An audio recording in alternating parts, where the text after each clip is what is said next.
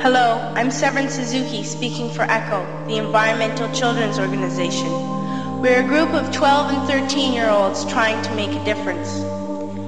Vanessa Setti, Morgan Geisler, Michelle Quigg, and me. We've raised all the money to come here ourselves, to come 5,000 miles to tell you adults you must change your ways. Coming up here today, I have no hidden agenda. I am fighting for my future. Losing my future is not like losing an election or a few points on the stock market. I am here to speak for all generations to come. I am here to speak on behalf of the starving children around the world whose cries go unheard. I am here to speak for the countless animals dying across this planet because they have nowhere left to go. I am afraid to go out in the sun now because of the holes in our ozone. I am afraid to breathe the air because I don't know what chemicals are in it. I used to go fishing in Vancouver, my home, with my dad, until just a few years ago we found the fish full of cancers. And now we hear of animals and plants going extinct, every day vanishing forever. In my life, I have dreamt of seeing the great herds of wild animals, jungles and rainforests full of birds and butterflies. But now I wonder if they will even exist for my children to see. Did you have to worry of these things when you were my age? All this is happening before our eyes, and yet we act as if we have all the time we want and all the solutions.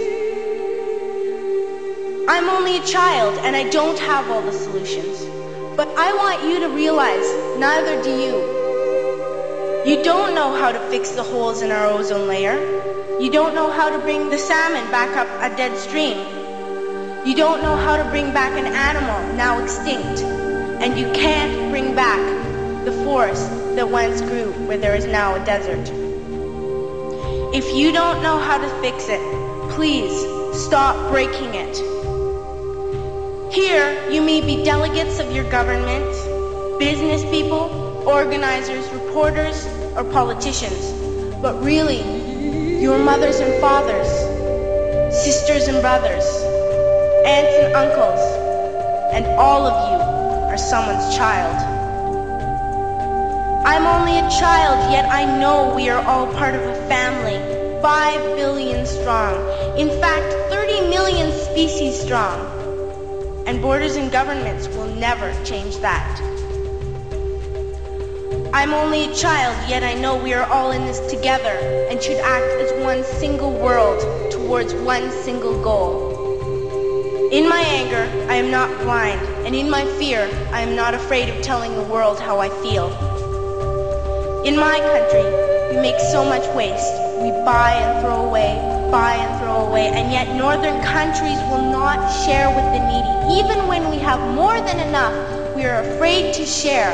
We are afraid to let go of some of our wealth. In Canada, we live the privileged life, with plenty of food, water, and shelter.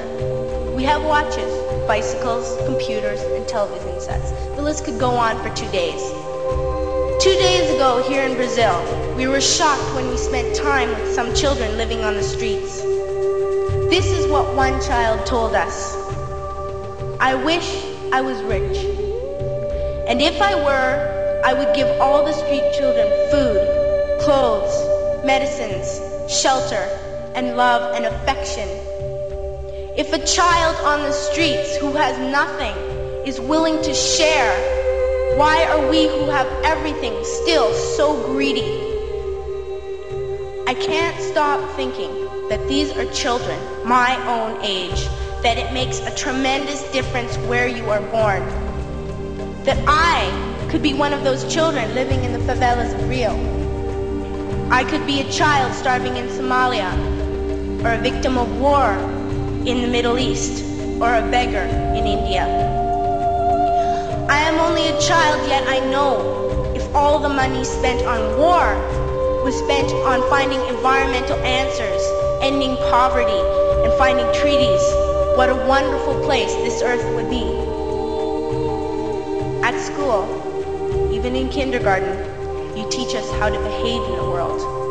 You teach us not to fight with others, to work things out, to respect others, to clean up our mess, not to hurt other creatures, to share, not be greedy. Then why do you go out and do the things you tell us not to do? Do not forget why you are attending these conferences, who you're doing this for.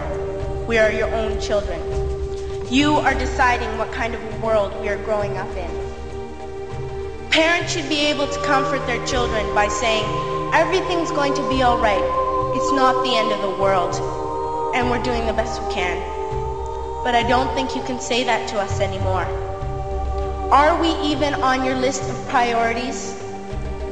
My dad always says, you are what you do, not what you say. Well, what you do makes me cry at night. You grown-ups say you love us, but I challenge you, please, make your actions reflect your words. Thank you.